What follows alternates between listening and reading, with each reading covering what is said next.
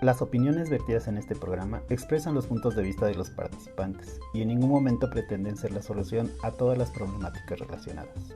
Queda a discreción de los escuchas el tomar sus propias decisiones. Les damos la bienvenida a una emisión más de Entropy, un espacio donde exploramos y reflexionamos sobre esos elementos psicológicos que nos caracterizan como seres humanos. Hello Fede, how are you today? Ya muy bien, gracias. Qué bueno, Oye, me quedé pensando, ¿no ibas a irte a Acapulco? Ay, sí, Iván, a principios de mes, pero ¿qué crees? Que empezaron, iba a ir a un torneo de voleibol Ok. y luego cancelaron el torneo de voleibol. Ah, Y dije, "Ay, de todas maneras me voy". Y entonces ya estaba yo dispuesto y en eso, no, lo vamos a cambiar. Y yo, ok, ¿para cuándo? Para el mes de julio. Entonces, pues será en julio, Iván. Ahorita todavía no. yo pensé que por el tema del huracán. Oye, fíjate que en eso no había reparado hasta ahorita que me lo dices. Pero qué bueno que lo cambiaron, ¿no? Sí, sí, sí. Ojalá que todas las personas que se ven afectadas estén mejor. Sí, a mí me encanta Cipolite, Iván, y fíjate que he visto algunas imágenes y la verdad es que sí están muy afectadas esas playas. Toda esa región le pegó cañón, así. Cipolite, Oaxaca. ¿A Sí, poco? muy feo.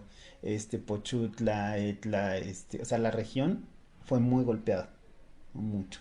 Órale, pues voy a investigar porque no estaba al tanto. Sí, Sí, todas las playas de Oaxaca son muy bonitas y bueno, les mandamos un abrazo muy fraternal nuestra mejor energía. Esperemos a, que pronto estén en pie. a todos los oaxaqueños y los demás estados, ¿no? Que se hayan afectado. Exacto.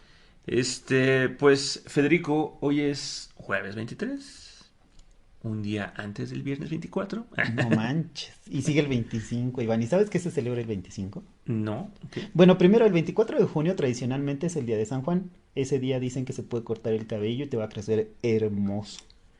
Y es un día donde puedes sembrar plantas y van a crecer muy robustas. ¿Por qué no sé? Pero es una creencia popular. ¿A poco? Ujú. Me voy a rapar el 24 a ver si me crece más el cabello. Sí, y el 25 es un Sí. día muy especial. Para mí es como nuevo y no tanto a la vez. Es el día de la marcha del orgullo LGBT, con muchas TTT y plus, plus, plus. Pero de la diversidad diría yo, Ok, en México, en México. en la Ciudad de México. En la Ciudad de México, en otros... Fíjate que en Estados Unidos, que es donde empezó este movimiento, se hizo inicialmente en una sola fecha. Y ha ido como evolucionando y ahora por condados tienen su propio Día del Orgullo, el Pride. Eh, y no son el mismo, lo hacen en escala, a modo que la fecha principal sea en San Francisco. Pero cada condado puede ir organizando su Día del Orgullo. En México ha estado pasando algo similar. En este mes ya fue el de Puerto Vallarta, ya fue el de Guadalajara. Tengo entendido que viene uno particular para el Estado de México en 2 o 3 municipios.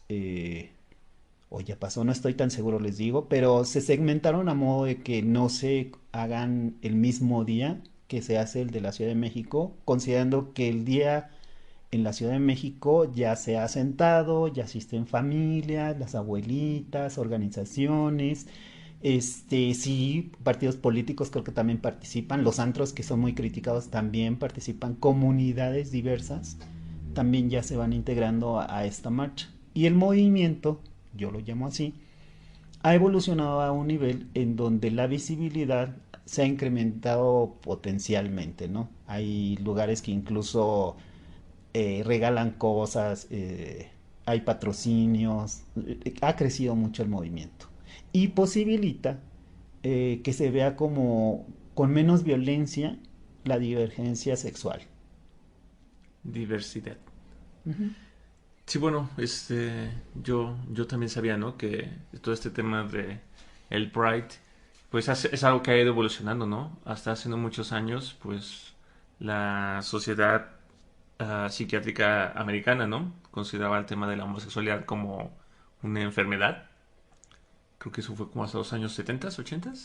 Yo creo que noventas, Iván, en México noventas. Bueno, el punto es que O sea, creo que es algo que también estamos como muy a favor de este espacio, ¿no? Como el tema de entender que el ser humano es más que blanco y negro, más que hombre y mujer, más que ah, todas esas construcciones binarias, ¿no? Ujú. Y bueno, y para los que no sepan qué significa LGBTTT, o sea, L de Lésbico. lésbico, ¿no? O sea, en este día se menciona a las mujeres que les gustan las Las mujeres. mujeres. B de G. Sería LG, GG. perdón, LG, LG. G de gay, ¿no? Gay. Que nuevamente, o sea, ese es el nombre como de hombres que les gustan los hombres, Exacto. pero que normalmente les dicen homosexuales, ¿no? Pero la homosexualidad va más allá, como que Es más amplia. es más amplia. LGB, bisexualidad, Bisexual. o sea, personas que les gustan hombres y mujeres. Ujú. T de, Transvesti y transgénero. TT. Dos son dos. ok, pero también está como, También está Q, que es de queer. ok. La verdad es que yo no estoy muy al día, pero bueno, todas estas siglas, cada una representa como una forma de ejercer nuestra sexualidad. Y creo que este ya está la H, ¿no? Sí, también hay hombres que tienen sexo con hombres. Están los intersexuales, pansexuales, demisexuales. Ay, ahorita, discúlpenme si alguien no es mencionado. Solo es que la verdad es que avanzan tanto y tan rápido que hay nuevas poblaciones que levantan la mano y dicen, sí, mi sexualidad se parece a esa que dices tú, pero tienes estas especificaciones y nuestra denominación o nuestra forma en que nos puedes identificar como población es esta, ¿no?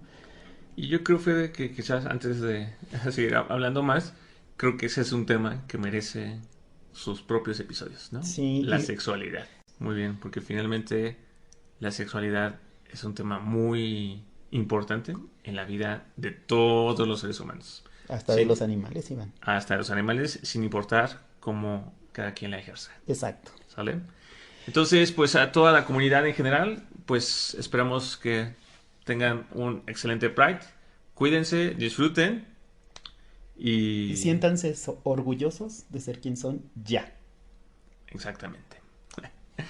Muy bien, Fede. Entonces, vamos a continuar con el tema de Resiliencia. resiliencia.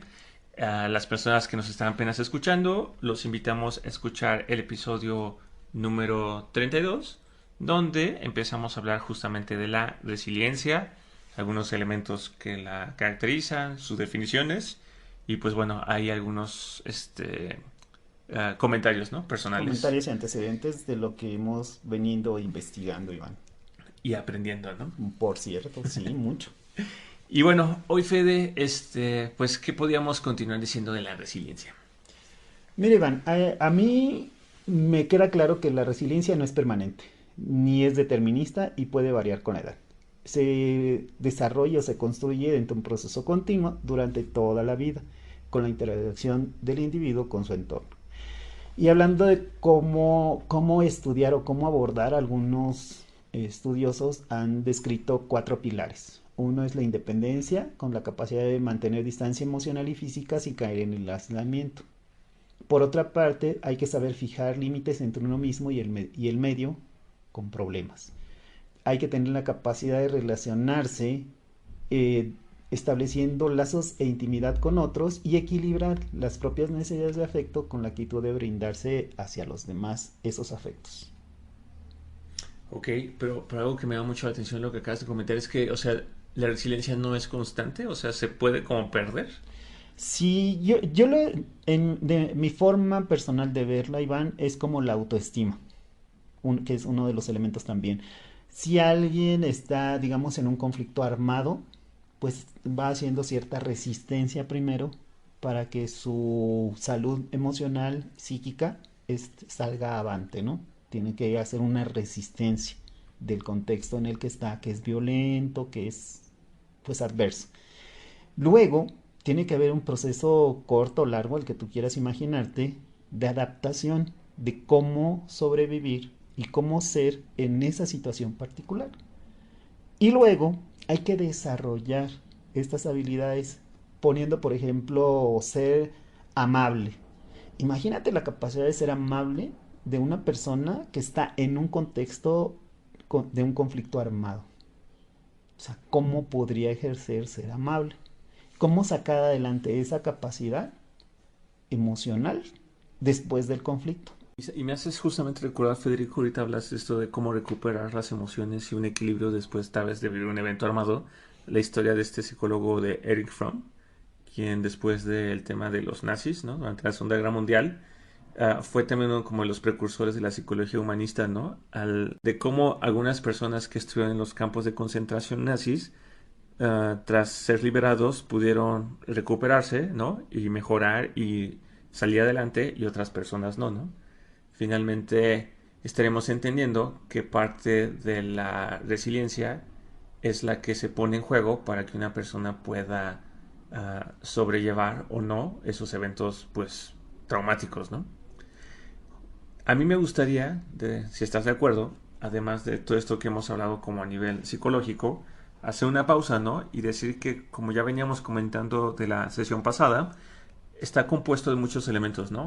Sociales, de aptitudes personales, pero también hay un elemento muy importante que es el biológico.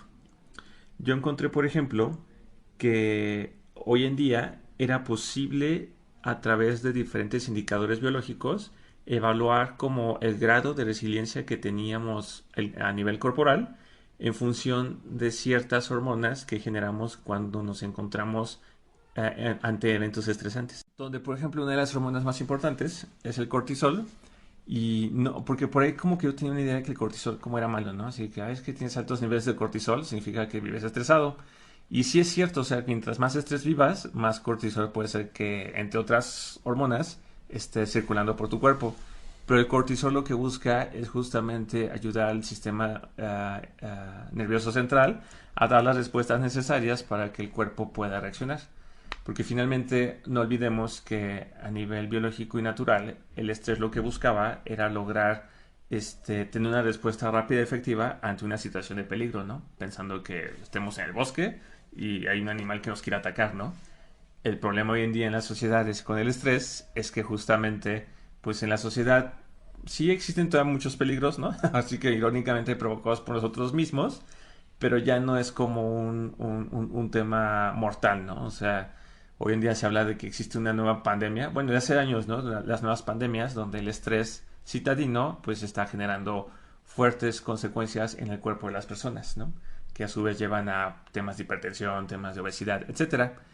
Pero lo interesante del cortisol es que si no aprendemos o si se mantiene mucho tiempo en el cuerpo ante cada evento estresante, pues eso va afectando el equilibrio de las otras hormonas y, por ejemplo, es un elemento que participa en alterar, por ejemplo, el sistema graso que las personas cada una tenga, y el tema de la insulina y la glucosa, por lo tanto, se asocia a la obesidad. Ok. El punto en toda esta historia a nivel biológico es que finalmente desde un punto de vista biológico es posible medir el nivel de resiliencia en función de los niveles de cortisol que alcanzamos ante diversas situaciones de estrés. Entonces, no solamente dentro de la resiliencia hablamos de elementos psicológicos, sino también de esa capacidad innata o natural del cuerpo de adaptarse ante esos eventos estresantes, que pueden ser muy esporádicos pero fuertes, o pueden ser constantes, ¿no? Por ejemplo, no sé, manejar, ¿no? Habrá gente que quizás le estrese mucho manejar.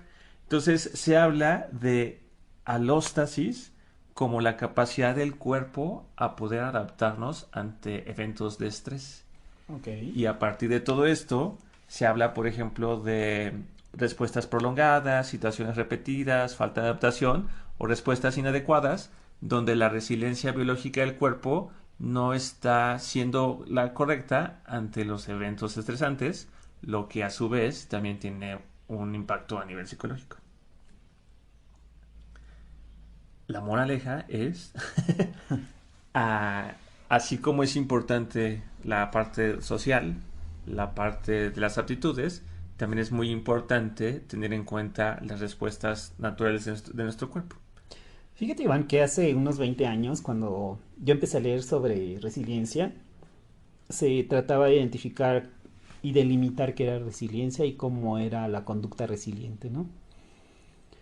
Eh, Daba cierta tendencia a las características y decían finalmente que una reconstrucción de una existencia que se da en dificultades era como la base. Pero ya después veían que podía también ser en situaciones adversas, que no necesariamente todo era dificultades, y tiene algo que ver esto que mencionas sobre la parte biológica del estrés, ¿no? Alguien que vive constantemente estresado no necesariamente tiene que vivir dificultades. A veces, como sabemos, el estrés se produce o lo producimos con situaciones no reales, ¿no? Con algo que todavía no pasa, pero que nuestra cabeza ya está armándose. Entonces, esta parte de evolucionar y buscar más orígenes y más componentes de la resiliencia y su proceso, en algún momento tocaban temas como la esperanza o el humor. Cuando alguien se concedía la oportunidad de tener esperanza en un proceso problemático de dificultades o se podía hacer de la herramienta del humor, decían que ya estaba desencadenándose o iniciándose el proceso resiliente como tal, que era posible identificarlo y que podía haber que esa parte de la autoestima ya entraba en competencia. ¿Cómo es posible que una persona que tiene tantos problemas pueda tener un sentido de esperanza y cómo alguien que no tiene tantos problemas con el hecho de que pudiera manejarse nada más con humor ya estaba en un proceso resiliente? Al final de cuentas, en lo que terminaban como uniéndose, Iván, era, ok, hay que ver que esto es una cascada de factores, no es un proceso único como respirar, que haces un proceso, generas un proceso y sacas un producto. O sea, no es una línea.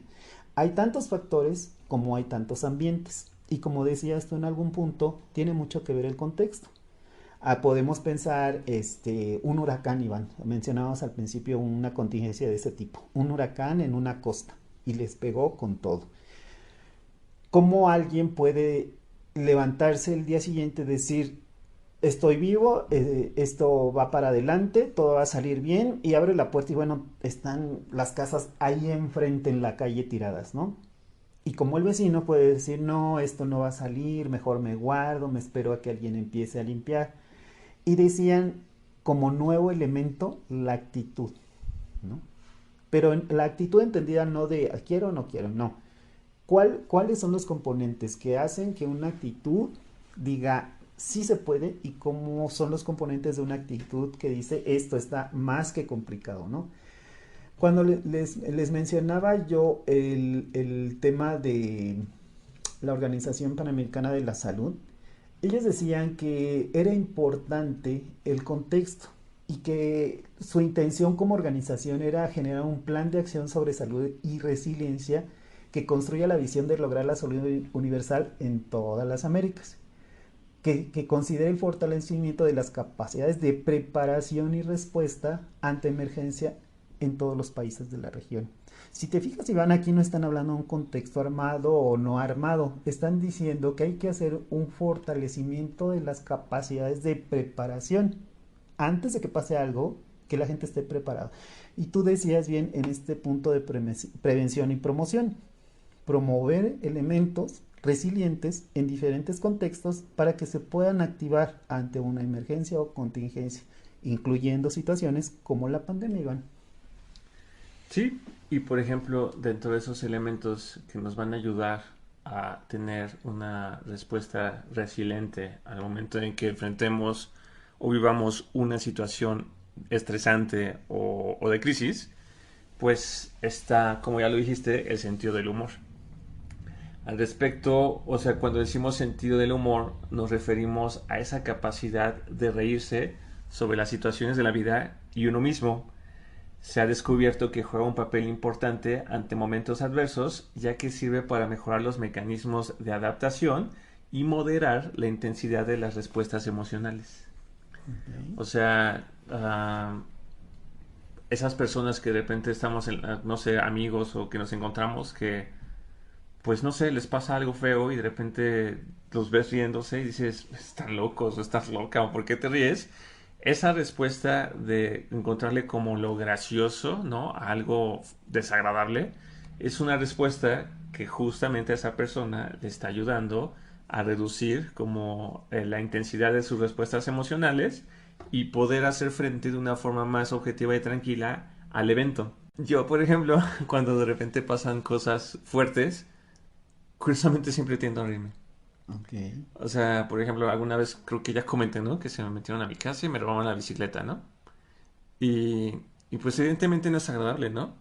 Pero hay un punto dentro de mi discurso que digo, ay, es que, o sea, se metieron y se robaron la bicicleta, ¿no? O sea, pobrecitos.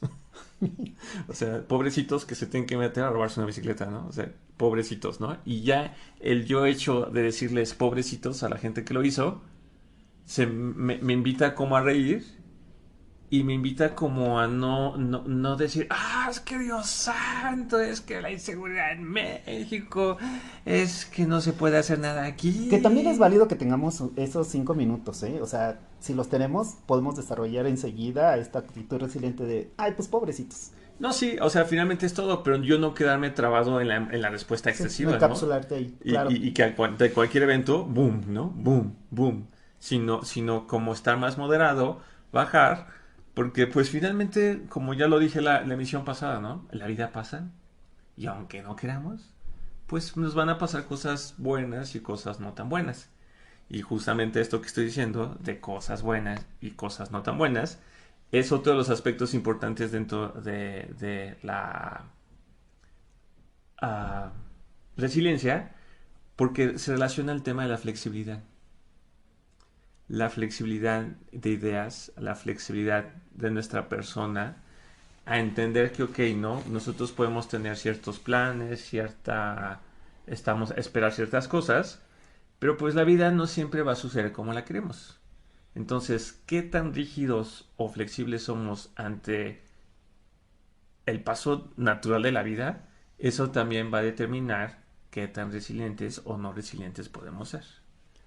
Fíjate, Iván, que cuando estamos leyendo sobre estos elementos que juegan un papel en el proceso de resiliencia, es interesante porque te decía, conforme avanzan más los estudios, van viendo cosas como estas que nos mencionas.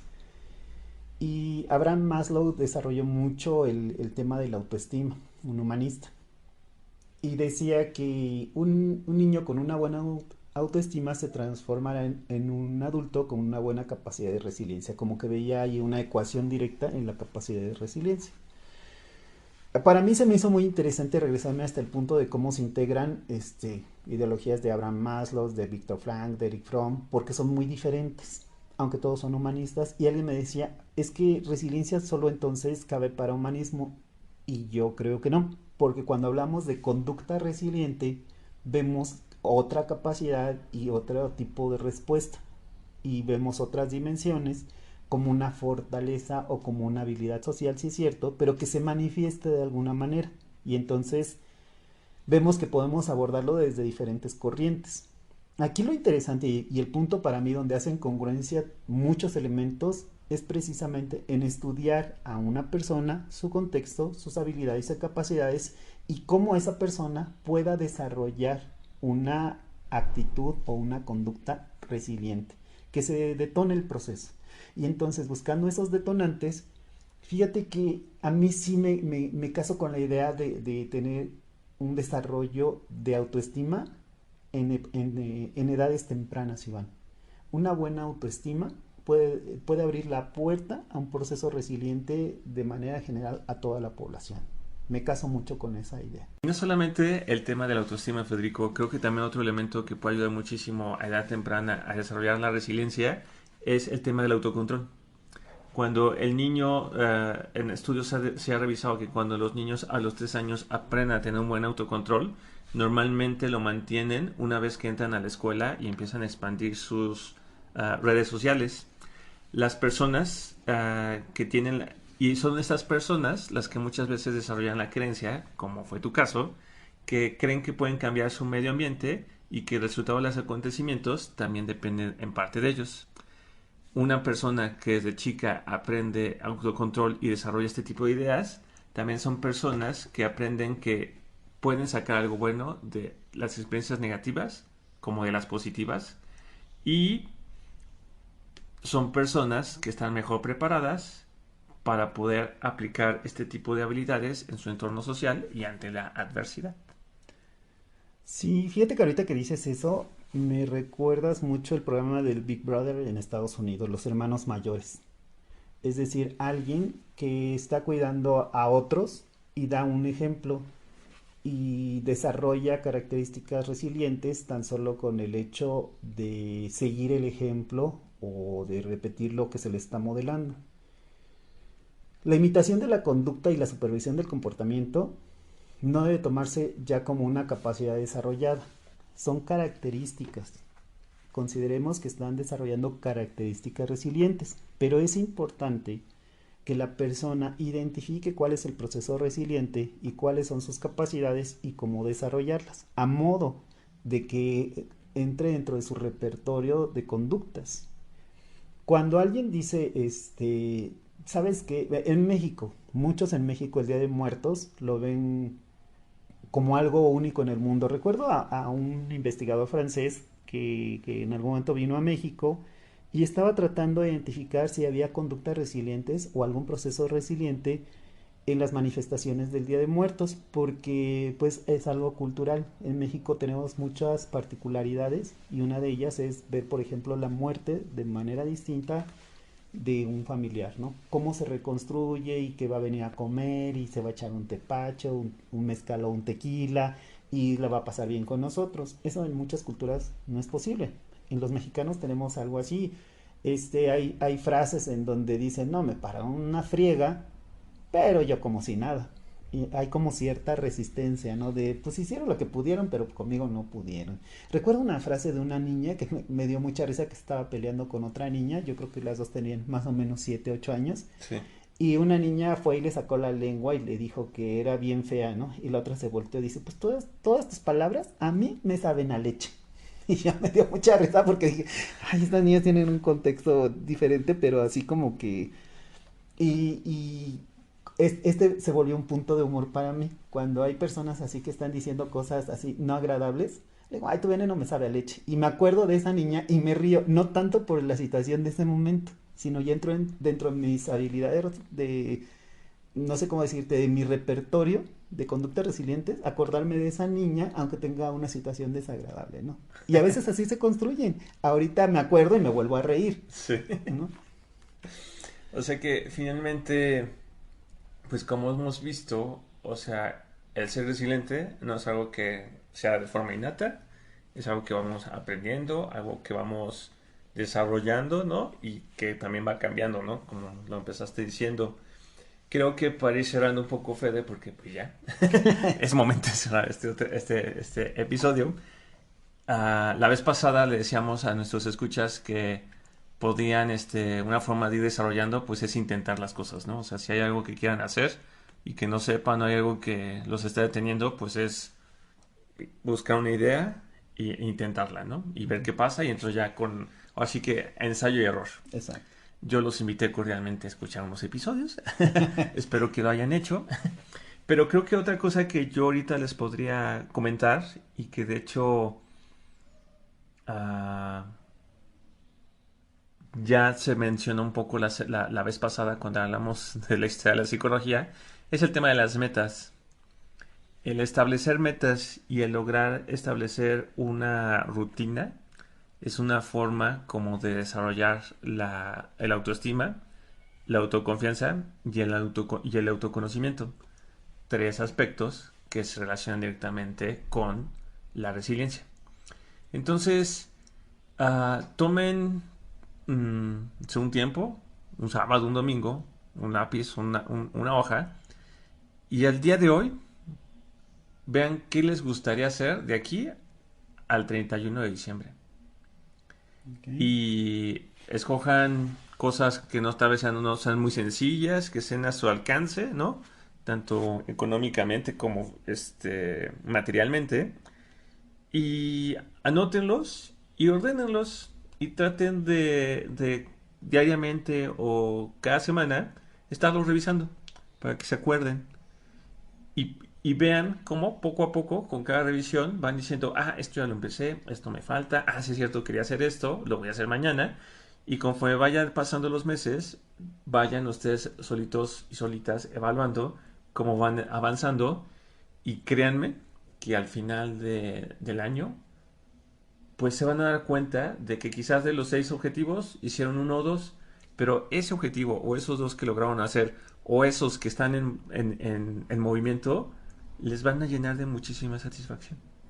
Entonces es un hábito que pues les recomiendo mucho a hacerse y que les va a ir ayudando justamente a mejorar su autoestima, su autoconocimiento y su autocontrol, que son 3 elementos que cuando se presente un evento adverso les van a ayudar.